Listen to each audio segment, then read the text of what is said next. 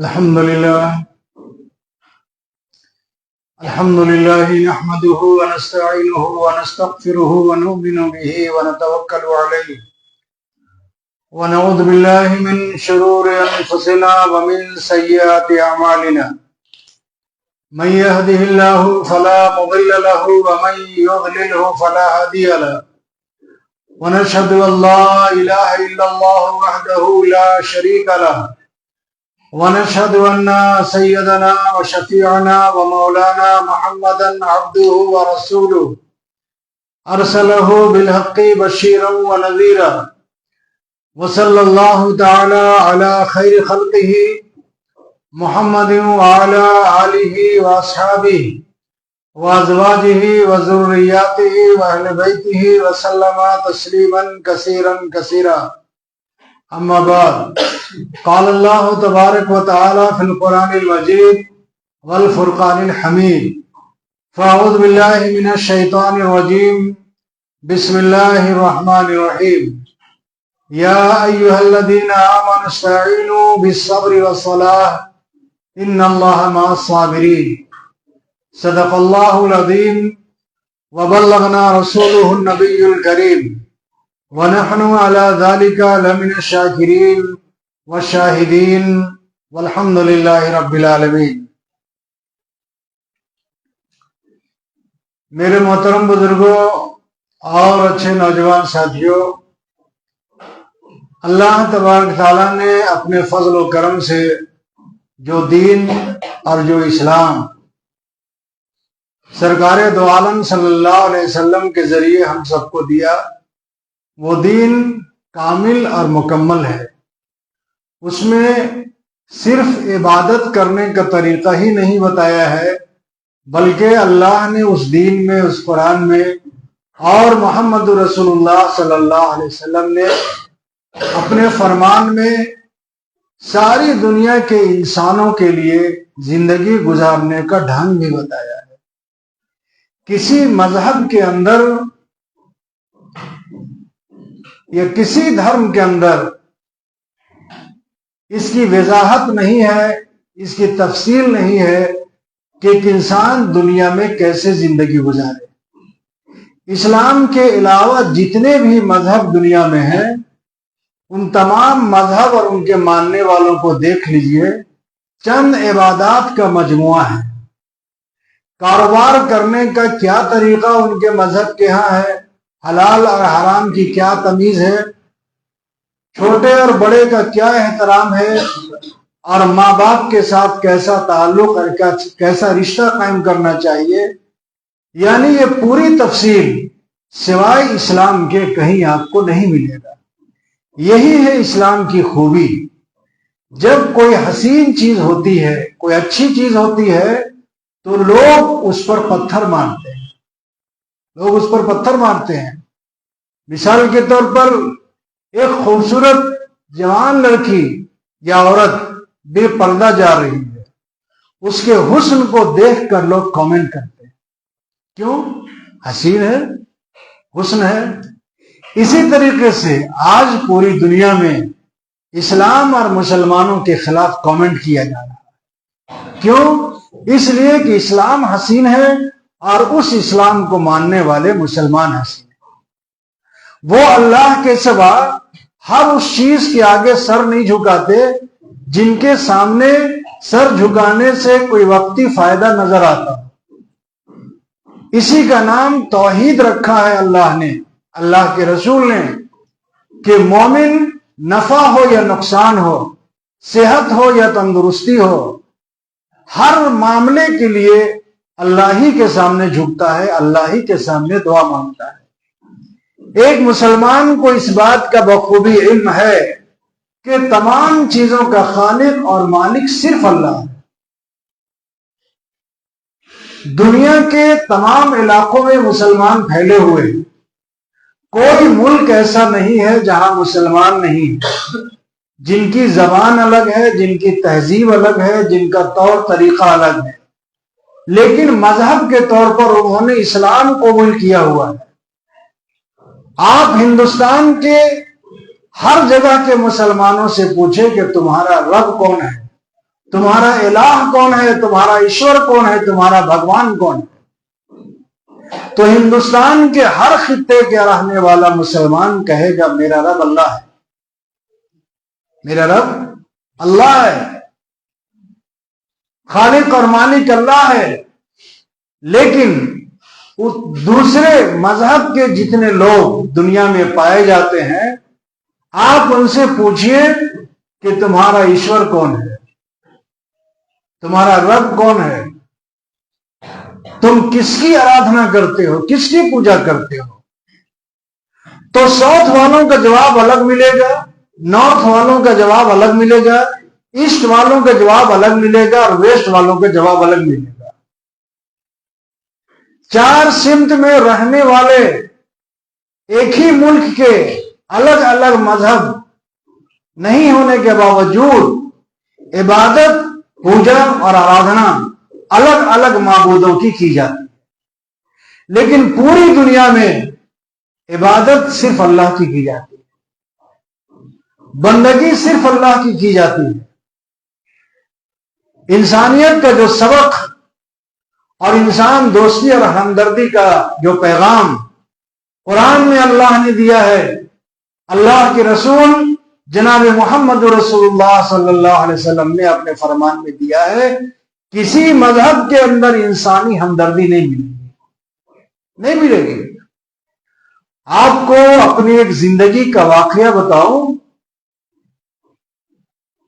15 سال پہلے جمشید پور میں ایک پروگرام ہوا تھا تمام مذہب کے لوگوں کا، سرو دھرم سمیلن، تمام مذہب کے لوگ تھے، ان کے دھرم گروؤں کو بلایا گیا تھا،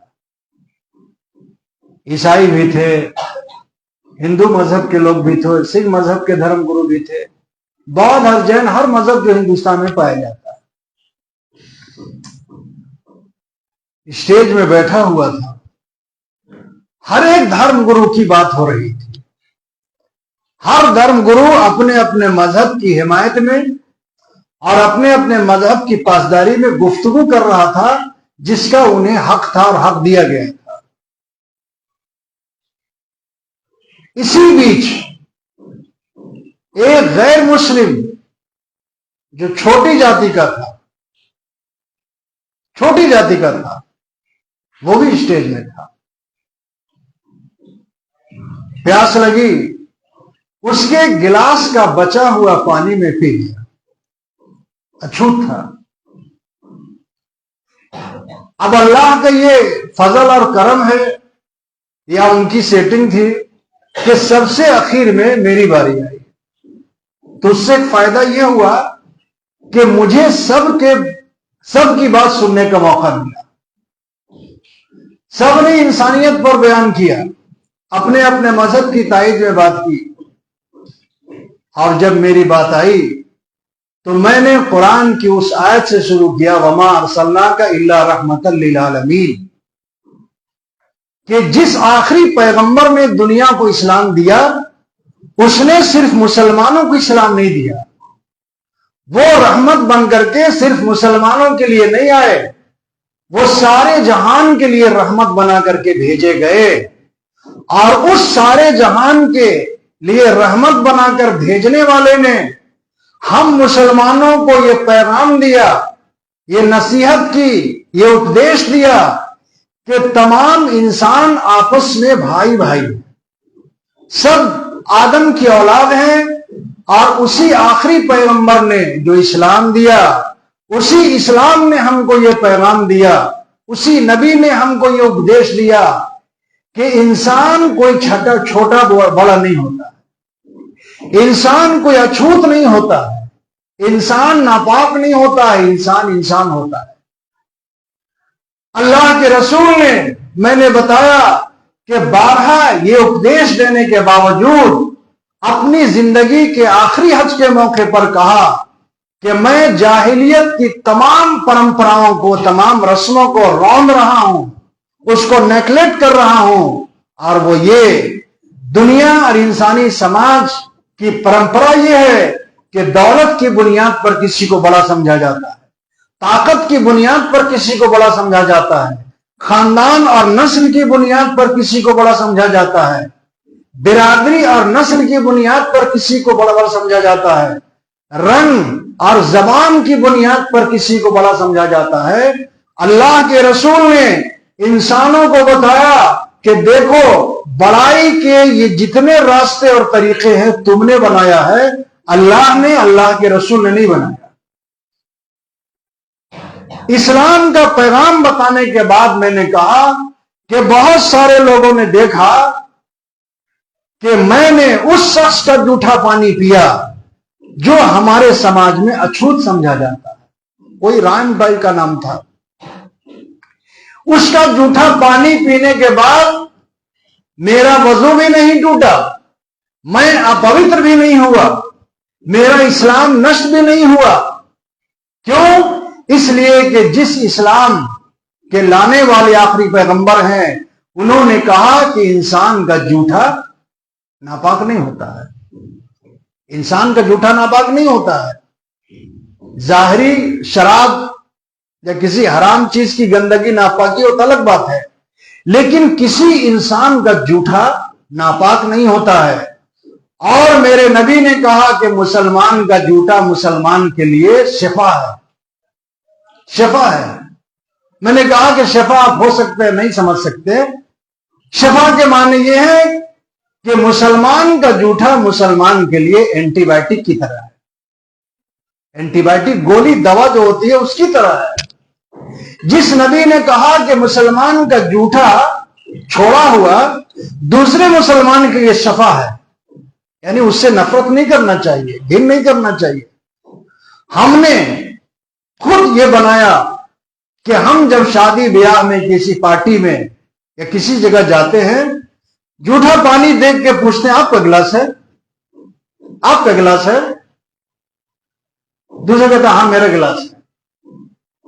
اپنے مسلمان کلمہ پڑھنے والے بھائی کے گلاس کا چھوڑا ہوا پانی ہم نہیں پیتے، کھانا تو دور کی بات ہے، چھوڑی ہوئی چائے نہیں پیتے۔ لوگ پوچھتے ہیں آپ کا گلاس ہے؟ اللہ کے رسول جناب محمد رسول اللہ صلی اللہ علیہ وسلم نے یہ پوچھنے کا حق ہم کو نہیں دیا۔ میں نے ان کو دکھایا کہ ایک اچھوت دھرم گرو، ایک اچھوت لیڈر کا جھوٹا پانی میں پی گیا، لیکن میرا اسلام ہم کو اپوتر نہیں کرتا، ہم کو ناپاک نہیں کہتا، کیونکہ میرا اسلام اس کو بھی انسان مانتا ہے، ہم کو بھی انسان مانتا ہے۔ میرے اسلام کے نزدیک وہ بھی آدم کی اولاد ہے، ہم بھی آدم کی اولاد ہیں۔ اللہ کے پاک پیغمبر نے کہا کہ اللہ کلکم رائی وکلکم مسئول عن رعیتہ۔ کہیں فرمایا کہ اللہ کلو من بنی آدم، کہ یاد رکھو تم سب آدم کی اولاد ہو، وآدم من تراب، اور آدم مٹی سے بنائے گئے۔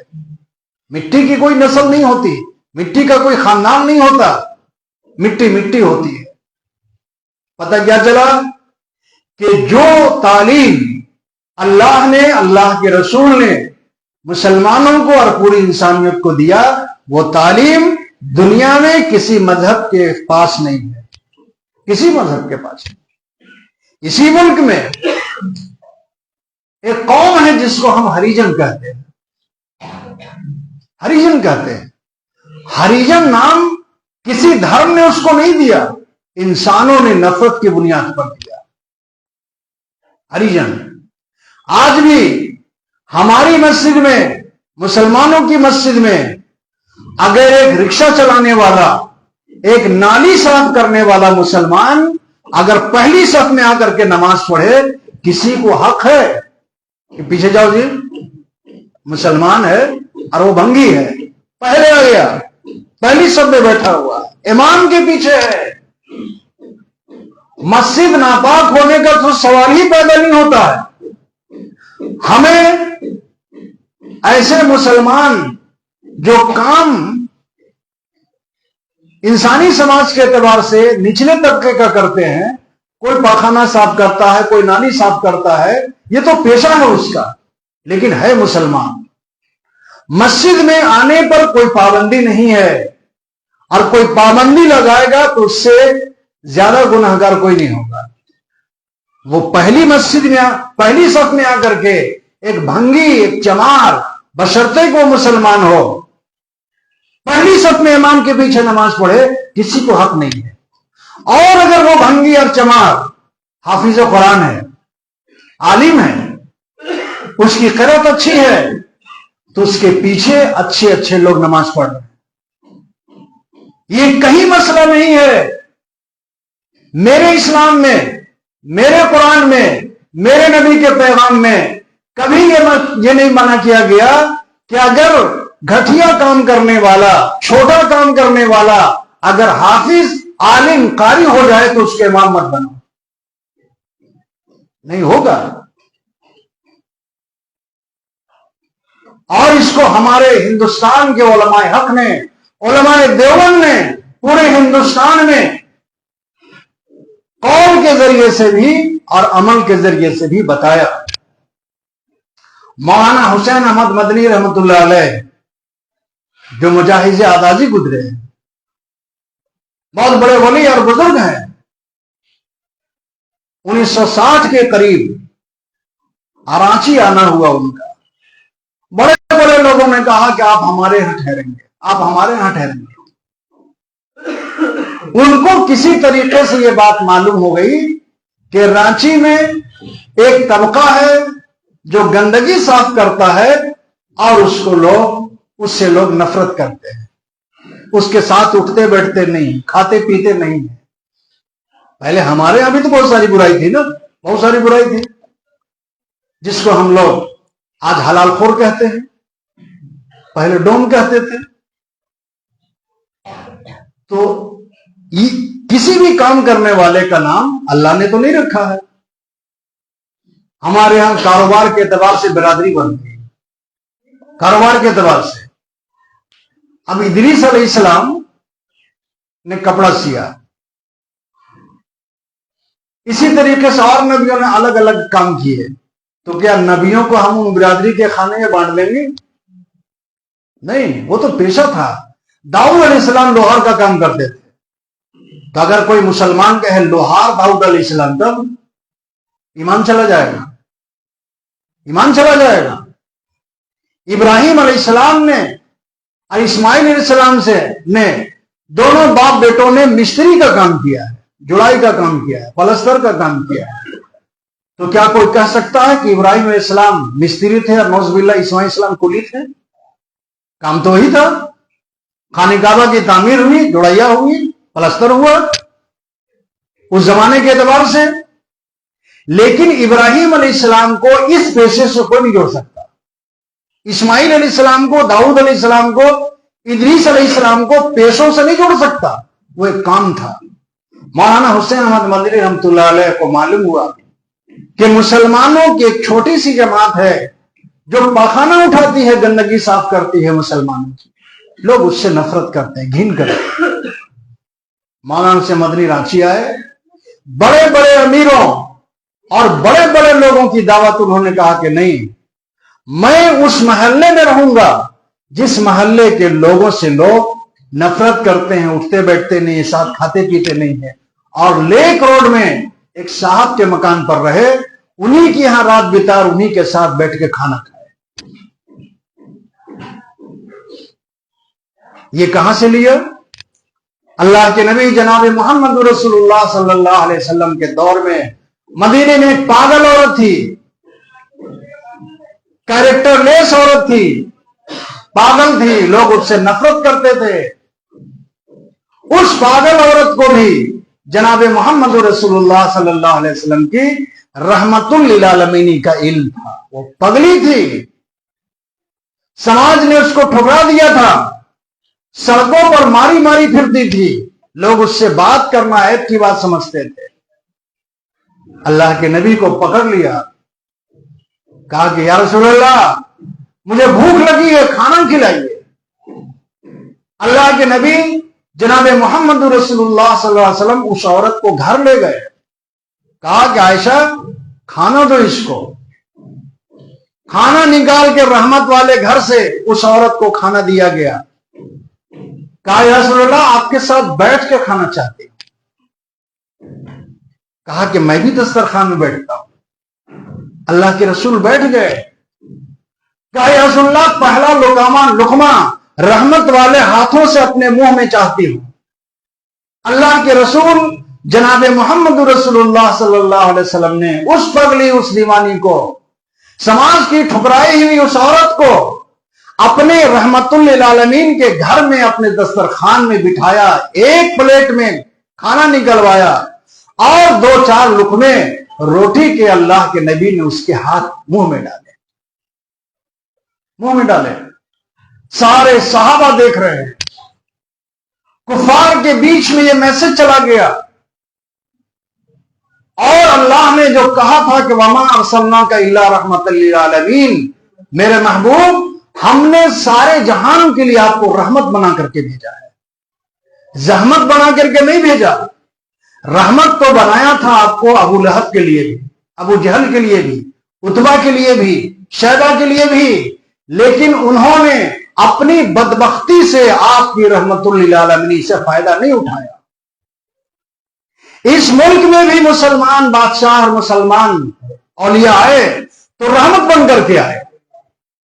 اس ملک کے بادشاہوں نے، اس ملک کے مسلمانوں نے جب سے ہندوستان میں مسلمان ہیں جتنا فائدہ اس ملک کو مسلمانوں نے پہنچایا اور پہنچا رہے ہیں، آج بھی ہندوستان میں کوئی کمیونٹی ملک کو اتنا فائدہ نہیں پہنچا۔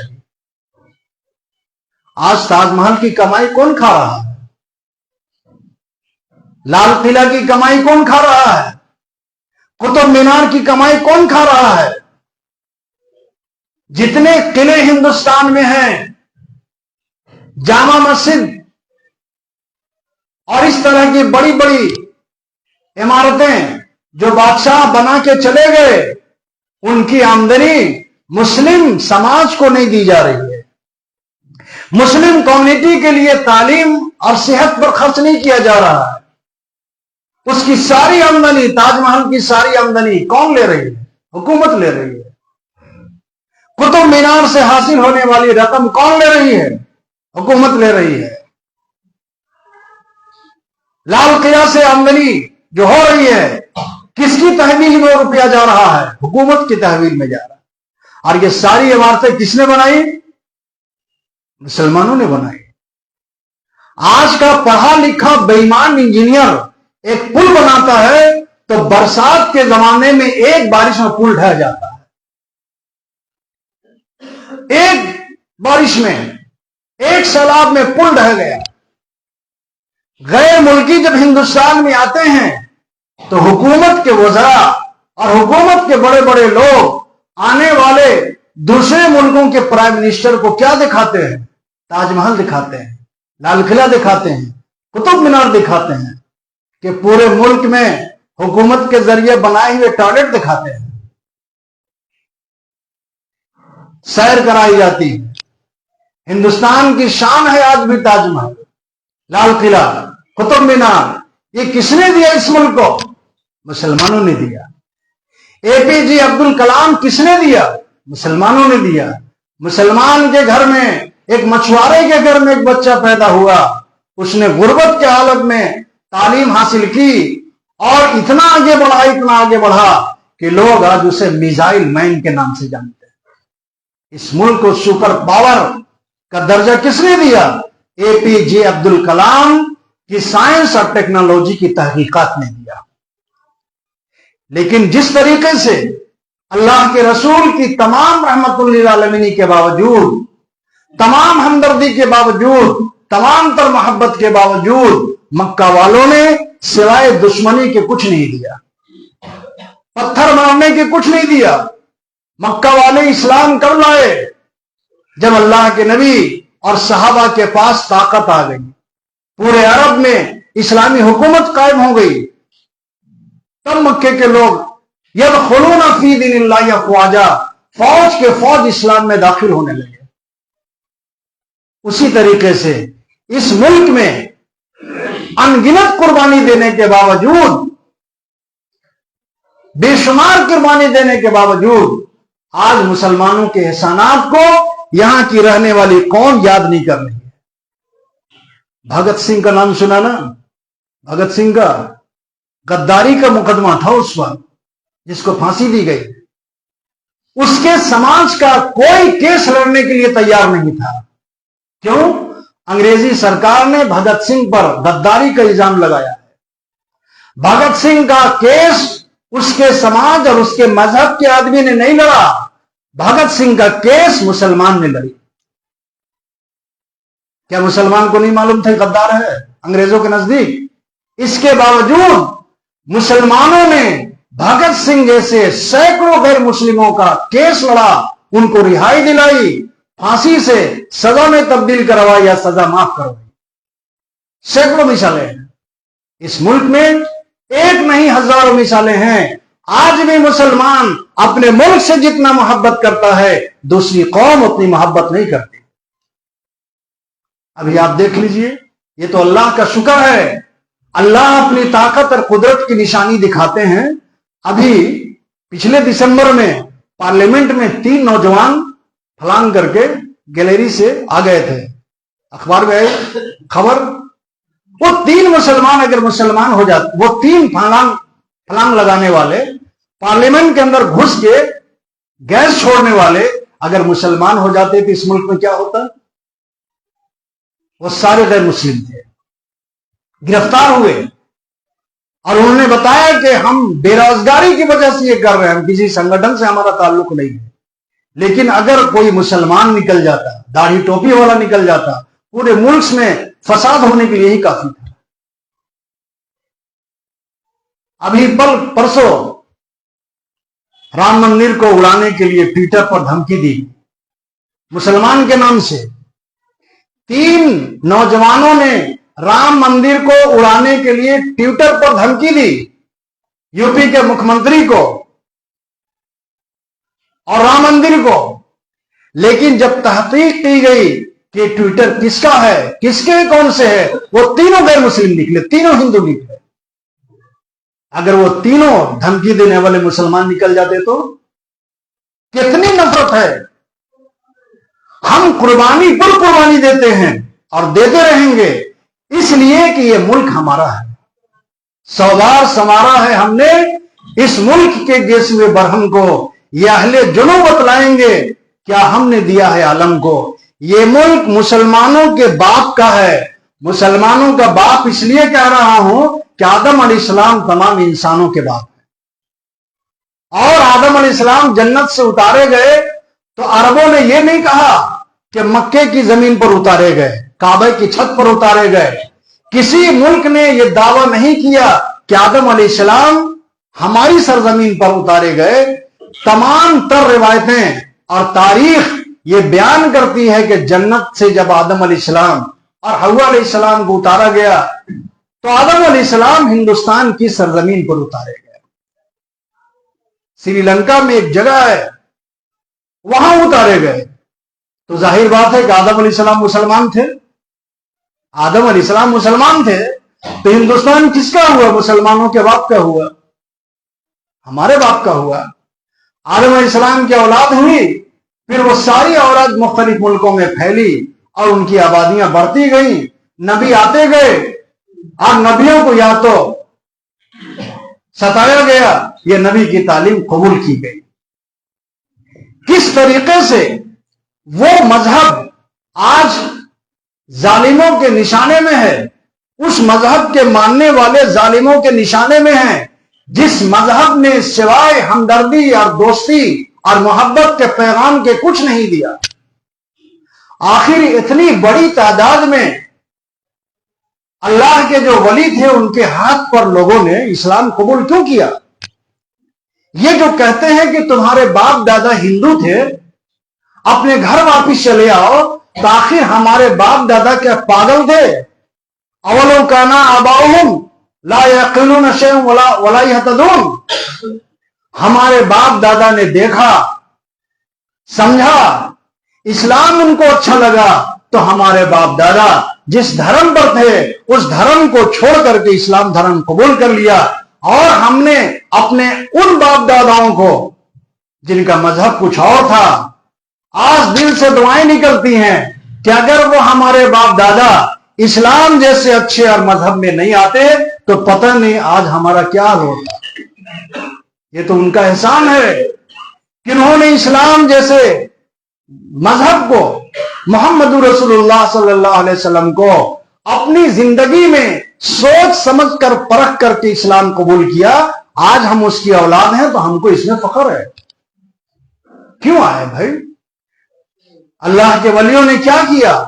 ان کے پاس تو حکومت نہیں تھی کہ ہندوستان کے اچھوتوں کو روپیہ دے دیا ہو، جیسا کہ آج چناؤ کے موقع پر روپیہ بانٹا جاتا ہے، ووٹ لیا جاتا ہے۔ اللہ کے ولی تو خالی جھولی والے تھے، کٹیا میں رہتے تھے، لیکن ان کے پاس ایک دولت تھی، ایمان کی دولت تھی، اخلاق کی دولت تھی، انسان سے محبت کی دولت تھی۔ انہوں نے یہاں کے اچھوتوں کو، ان اچھوتوں کو، سماج اور برادری کے ان لوگوں کو جن پر پابندی تھی کہ تم اچھوت ہو، تم شودر ہو، تم پوجا کرنے کے لیے، عبادت کرنے کے لیے ہمارے دھرم استھل پر نہیں آ سکتے، ہماری عبادت گاہ پر نہیں آ سکتے۔ ان کا سایہ پڑ جانے سے ان کا دھرم گرو ناپاک ہو جاتا تھا، جب تک وہ گنگا جل سے نہیں نہاتا، پوتر نہیں ہوتا تھا۔ ایسے اچھوتوں کو اللہ کے ولیوں نے اپنی مجلس میں بٹھایا، اپنے ساتھ کھانا کھلایا، ان کا جوٹھا پانی پیا، وہ بیمار پڑے تو ان کا علاج کیا، دوا دی، دعا کیا۔ یہ انسانی ہمدردی ان ولیوں کی، ان بزرگوں کی اسلام کی طرف چمبک کی طرح کھینچ کے لے آئی۔ اور جس طریقے سے جناب محمد رسول اللہ صلی اللہ علیہ وسلم سے ہزار دشمنی کے باوجود، مار پیٹ کرنے کے باوجود، وطن سے نکالنے کے باوجود دیکھ لیا کہ اللہ کے نبی کے ایمان میں، اخلاق میں، انسان دوستی میں بڑی طاقت ہے، آپ نے دشمن کو اس کی دشمنی کا جواب نہیں دیا۔ آپ نے ساری زندگی پتھر کا جواب پتھر سے نہیں دیا، گالی کا جواب گالی سے نہیں دیا۔ لوگوں نے 2.5 سال تک آپ کا بائیکاٹ کیا تھا، حکومت آپ کی ہو گئی تو آپ نے ایسے لوگوں کا بائیکاٹ نہیں کیا، بلکہ ان کو بھی گلے سے لگایا، ان کو بھی عزت کے مقام پر بٹھایا، حکومت کے اعلیٰ عہدوں پر ایمان لانے کے بعد ان کو بھی جگہ دی۔ اسی طریقے سے اللہ کے ان ولیوں نے، ان بزرگوں نے ان اچھوتوں کو، سماج کے ٹھکرائے ہوئے لوگوں کو اپنے گلے سے لگایا، دسترخوان میں بٹھایا۔ اسی لیے اللہ کے نبی کی حدیث ان کو بھی معلوم تھی، بدأ الاسلام غریبا۔ اللہ کے نبی نے کہا کہ اسلام اجنبیوں سے شروع ہوا۔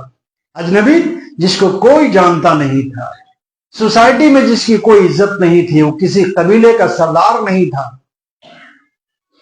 سماج کے ٹھکرائے ہوئے لوگوں کو اللہ کے رسول نے گلے سے لگایا۔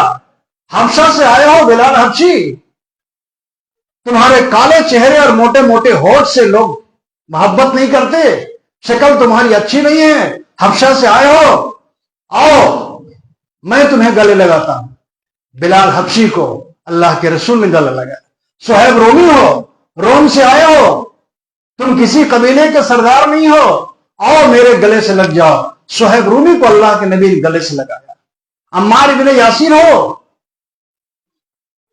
کسی قبیلے کے سردار نہیں ہو، تمام کمزور اور پچھڑے ہوئے لوگوں کو سب سے پہلے اللہ کے نبی نے سینے سے لگایا۔ تو آپ نے کہا کہ یہی وہ پونجی ہے میری، بدأ الاسلام غریبا ثم یعود کما بدأ۔ اسلام اجنبیوں کی حالت میں شروع ہوا اور اسلام پھر اجنبی ہو جائے گا۔ اسلام کو لوگ نہیں جانیں گے، اجنبی لوگ اسلام میں داخل ہوں گے، اجنبی لوگ اسلام کے لیے جان اور مال کی قربانی دیں گے۔ آج ہو رہا ہے کہ نہیں؟ پچھلے جمعہ میں نے بتایا کہ نپور شرما کا جب بیان ہے آقا صلی اللہ علیہ وسلم کے خلاف، کتنے بڑے بڑے لوگ روڈ میں اترے، کتنے لوگوں نے گولیاں کھائی تھی۔ مدثر جس کو کوئی نہیں جانتا تھا، ساحل جس کو کوئی نہیں جانتا تھا، وہ کسی سوسائٹی کا ممبر نہیں تھا، کسی انجمن کا صدر نہیں تھا، کسی کمیٹی کا صدر نہیں تھا، کسی مسجد اور مدرسے کے کسی خاص عہدے پر نہیں تھا۔ ایک ایسا نام، گمنام نام، ساحل اور مدرسے جس کو کوئی نہیں جانتا تھا، لیکن اس کے سینے میں یہ بات معجزن ہو گئی. وہ بھیڑ کی پرواہ کیے بغیر, پولیس کی گولیوں کی پرواہ کیے بغیر کس چیز نے اس کو آگے بڑھا دیا اور وہ شہید ہو گیا؟ اللہ کے رسول کی محبت میں, اللہ کے رسول کی محبت میں, آقا کی محبت میں, انجام کی پرواہ کیے بغیر. اسی کا نام تو اللہ سے, اللہ کے رسول سے محبت ہے. گولی لگنے کے بعد لوگوں نے ان کو جانا, شہید ہونے کے بعد. اس سے پہلے تو اجنبی تھا, کوئی نہیں جانتا تھا, غیر معروف تھا, لیکن اسلام کے لیے جان دی. پوری دنیا میں اس کی ویڈیو وائرل ہوئی, اس کی ماں کا بیان کا وائرل پوری دنیا میں. جہاں اردو اور ہندی نہیں سمجھتے ہیں ان کی زبانیں ٹرانسلیٹ ہو گئی, اس کی تصویریں وائرل ہو گئی. کیوں؟ اس لیے کہ اسلام کی محبت, آقا صلی اللہ علیہ وسلم کی محبت اس کے دل میں تھی. آج ہزار محبت ہمارے دل میں اس ملک کی ہو, اس ملک کے لوگوں کے لیے ہو, لیکن مصیبت یہ ہے کہ ہماری محبت کا ان کو اعتبار نہیں ہے. ہر سال دسہرہ کے موسم پر, رام نومی کے موسم پر مسلمانوں کی مختلف سوسائٹی اور تنظیمیں مین روڈ میں سوہاد قائم رکھنے کے لیے, آپسی بھائی چارگی کے لیے اسٹال لگاتی ہیں, پانی شربت پلاتی ہیں. کیوں بھائی؟ ہم ایک کمپوزٹ کلچر میں رہتے ہیں, ایک ایسے ملک میں رہتے ہیں جہاں مختلف تہذیب, مختلف دھرم اور مختلف سماج کے لوگ ہیں, تو سب اپنے اپنے مذہب پر اور اپنی اپنی تہذیب پر رہتے ہوئے آپسی بھائی چارگی کے ساتھ رہیں. یہاں سے وہاں تک اسٹال لگتا ہے, یہ کمیٹی, وہ کمیٹی, یہ پنچایت, وہ پنچایت. کیوں لگاتی ہے؟ ہندو مسلم ایکتا قائم رہے, آپسی سوہارد بنا رہے, مذہب کی بنیاد پر کسی کو مارا نہیں جائے, کسی کی گردن نہیں کاٹی جائے, داڑھی کی بنیاد پر کسی انجام جگہ میں کسی کو روکا نہ جائے. محبت ہم نہیں دکھایا, لیکن ابھی کیا ہوا؟ کتنی ذہنیت میں نفرت بھری ہوئی ہے. کبھی پچھلے ہفتے 1 جنوری کو غالباً ہندپڑی کی گلی سے چند نوجوان مدرسے میں پڑھنے والے گزر رہے ہیں, وائرل ہوا, بہت سارے لوگوں کو معلوم ہوگا. ہندپڑی تھانہ کی پولیس نے مارنا شروع کر دیا, شاید تم ہی تھے, مارنا شروع کیا, بچہ سامنے ہے, مارنا شروع کر دیا, گالی دینی شروع کر دی. جہاں سے پیدا ہوئے وہیں داخل کر دیں گے. اس طرح کی تمام تصویریں اور ویڈیو اور وائرل, اور سماج کے جب لوگ گئے تو ان کو بھی دھکا مکی کیا گیا. یہ حوصلہ ان کو کہاں سے مل رہا ہے؟ اور یہ کس طرح کی حرکتیں ہیں اس سماج میں کہ ایک طرف تو ہم سوہارد, آپسی بھائی چارگی کا جذبہ دکھائیں, اور دوسری طرف طاقت کے بل پر, عہدے کے بل پر, دولت کے نشے میں تم ہمارے بچوں کو پکڑ کر کے مارو, نہتھار کمزور سمجھ کر کے. پھر بھی لوگوں نے, امن پسند لوگوں نے اس واقعے کو بڑھنے نہیں دیا, ورنہ یہ واقعہ شہر میں اور فتنے کے طور پر بڑھنے کے لیے کافی تھا. اس کے باوجود امن پسند لوگوں نے, جو نہیں چاہتے ہیں کہ چھوٹی برائی بڑی برائی بن جائے, چھوٹی تکلیف بڑی تکلیف بن جائے, آپس میں بیچ بچاؤ کر کے اس معاملے کو شانت کیا گیا. لیکن ان لوگوں کو آنکھ کھول کر کے دیکھنا چاہیے اور سمجھنا چاہیے, اور خاص کر ان نوجوانوں کو, ان لوگوں کو جو تھانے کی مخبری کرتے ہیں, پولیس کے ساتھ قربت کو اپنے لیے میراث سمجھتے ہیں, بہت بڑی بات سمجھتے ہیں. دیکھو کہ تمہاری قوم کے بچوں کے ساتھ کیا کیا جا رہا ہے, کس طریقے سے ان کو ہراسمنٹ کیا جا رہا ہے, ڈرایا جا رہا ہے, دھمکایا جا رہا ہے, اور ہم اس کے لیے مخبری کریں, اس کے لیے جاسوسی کریں, اپنے قوم کے لوگوں کو جھوٹے مقدمے میں پھنسائیں. نہیں, اللہ کے رسول جناب محمد رسول اللہ صلی اللہ علیہ وسلم نے جو دین ہم کو دیا ہے میرے بھائی, وہ آپسی محبت اور بھائی چارگی کا دیا ہے, نفرت والا دین نہیں دیا ہے. اسلام نفرت والا دین ہے ہی نہیں, مسلمان نفرت کرنے والا ہے ہی نہیں. کوئی ایک ثبوت پورے ملک میں کوئی دکھا نہیں سکتا ہے کہ مسلمانوں کی کسی عمل سے اور مسلم سماج کی کسی طریقے سے ملک میں بدامنی کا پیغام جاتا ہو. یہ ہماری خصوصیت ہے, اور یہ خصوصیت ہمارے اندر پیدا کس نے کیا؟ اللہ نے, اللہ کے رسول نے. صلی اللہ علیہ وسلم. اللہ نے، اللہ کے نبی نے خصوصیت پیدا کی اور ہم کو بتایا کہ مسلمان سب کچھ ہو سکتا ہے لیکن مسلمان ظالم نہیں ہو سکتا. ہم اپنی کمیونٹی پر بھی ظلم نہیں کرتے ہیں اور دوسرے لوگوں پر بھی ظلم نہیں کرتے. میں نے بارہا کہا کہ مسلمان بہل چھیتروں میں، مسلمان اکثریتی علاقے میں ایک ٹیکا رکھنے والا گنیش، سریش اور پتہ نہیں کیا کام کر رہے راجو پاجو ٹائپ کے لوگ ٹھیلا میں، کھونچا میں پھچکا چھولا بیچ کے چلے جاتے ہیں. کوئی اس کو ٹوکتا نہیں ہے، کوئی اس کو مارتا نہیں ہے. تم چھوٹے چھوٹے بچوں کو مارتے ہو. تمہارے ہی تھانے کے ایریا میں، ہنپڑی میں، شام ڈھلے کر کے 10 بجے رات تک تمہاری کمیونٹی کے لوگ ٹھیلا لگا کر کے مسلمانوں کی بستی کے بیچ میں 1000 2000 روزانہ کما کے جاتے ہیں. کبھی کوئی نہیں کہتا کہ تم کو پھچکا چھولا ہم کو فری دینا ہوگا. اور اگر کوئی ایسا کرتا ہے تو مسلمان کھڑا ہو جاتا ہے. مسلمان کھڑا ہو جاتا ہے. اس کو حرام خوری میں اتر رہے ہو، غریب کا گلا دباؤ گے. یہ ہے مسلمان کی صفت، یہ ہے مسلمان کی خوبی. اور اس ملک میں مسلمانوں کا وجود سب سے بڑی خوبی ہے اور سب سے بڑی امن اور شانتی کی علامت ہے. کیا نہیں کیا اس ملک کے لیے ہمارے باپ دادا نے، ہمارے علماء نے، اور کیا نہیں کر رہے ہیں. لیکن نفرت کو نفرت سے نہیں مٹایا جا سکتا ہے، نفرت کو محبت سے مٹایا جا سکتا ہے. اسی لیے قرآن صرف نماز، روزہ، حج اور زکوٰۃ کا حکم نہیں دیتی. نماز انسانوں کو، مسلمانوں کو جینے کا ڈھنگ بتاتی ہے کہ تم سماج میں کیسے رہ سکتے ہو، کیسے رہنا چاہیے، امن اور سکون کیسے قائم ہوگا. تم کس کو سب سے بڑا طاقت سمجھتے ہو؟ بتایا گیا کہ سب سے بڑی ذات اللہ کی ہے، سب سے طاقت والی ذات اللہ کی ہے. اس مسجد میں اللہ نے ہم کو 5 وقت حاضر ہونے کے لیے کہا تاکہ ہمارا ایمان ریچارج ہوتا رہے. 5 وقت کی نماز کیوں؟ مسجد میں آ کر کے ذکر و فکر میں لگنے کا حکم کیوں؟ روزہ، حج اور زکوٰۃ، تعلیم اور تعلم کا ذکر کا حکم کیوں؟ تاکہ ہمارا ایمان ریچارج ہوتا ہے. یاد رکھیے، ایمان ریچارجیبل ہے.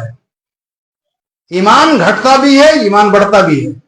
الا الذین آمنوا وعملوا الصالحات. ایمان کے کرتے رہنے سے، ایمان کا چرچا کرنے سے، ایمان کی بات کرتے رہنے سے ایمان بڑھتا ہے، بڑھتا ہے. میں نے غیر مسلموں کی بیچ میں یہ بات رکھی کہ آج بھی مسلم سوسائٹی کی جو خوبی آج بھی ہے دوسری سوسائٹی کی نہیں ہے. ہم نے کہا کہ مسلم بہل چھیتروں میں آپ شراب کی دکان نہیں دیکھیں گے. پورے ہندپڑی میں کوئی شراب کی دکان دکھا دے. ہاں، ہو سکتا ہے بہت سارے لوگ ہندپڑی کے شراب پیتے ہوں، کھلے پیتے ہوں، چھپے پیتے ہوں، لیکن مسلم بہل چھیتروں میں شراب کی دکان نہیں ہوگی. آزاد بستی میں کوئی شراب کی دکان دکھا دے.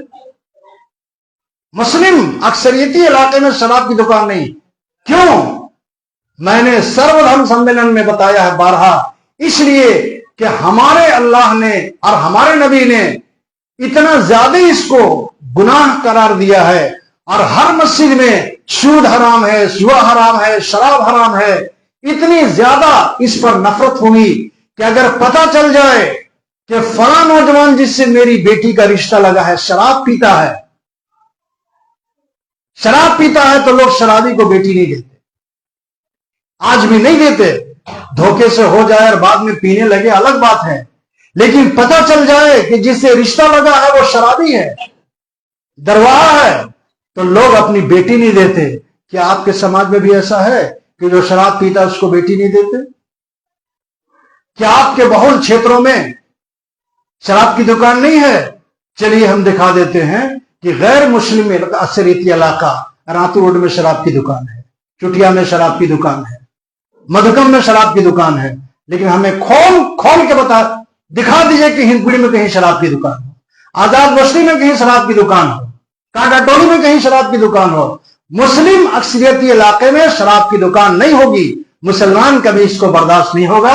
تمام تر بدعملیوں کے باوجود، تمام تر کمیوں کے باوجود یہ خوبی آج بھی مسلم سوسائٹی میں الحمدللہ موجود ہے کہ نہیں؟ آج بھی ہے. یہ ایک میسج کہاں سے آتا ہے؟ اللہ کی اس گھر سے. इसी लिए अल्लाह के घर को अल्लाह ने, अल्लाह के नबी ने बुलंद करने के लिए कहा है।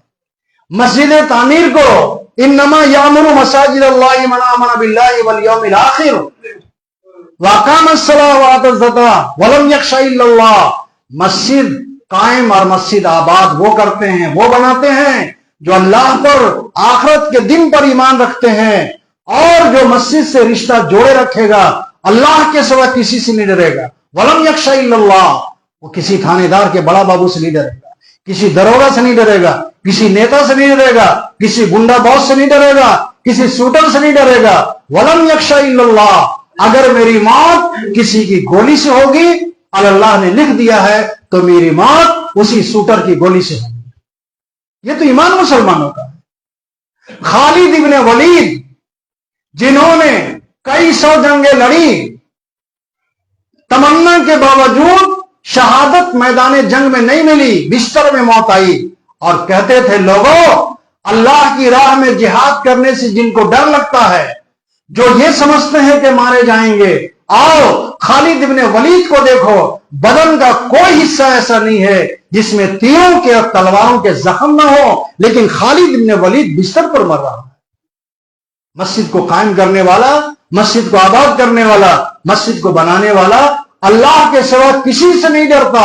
इसीलिए एक मुसलमान को, एक ईमान वाले को मस्जिद से जुड़ के रहना चाहिए, हर एतबार से जुड़ के रहना चाहिए। ये मोहल्ले की मस्जिद है, हमारे मोहल्ले की मस्जिद है, बाहर से भी लोग आते हैं, अल्हम्दुलिल्लाह तामीर का काम चल रहा है। अब बताइए, हम कमेटी का साथ नहीं देंगे, खुल के ताउन नहीं करेंगे, आम ताउन से बढ़ के मेरे अच्छे दोस्तों नहीं करेंगे, तो तामीर का काम कैसे चलेगा?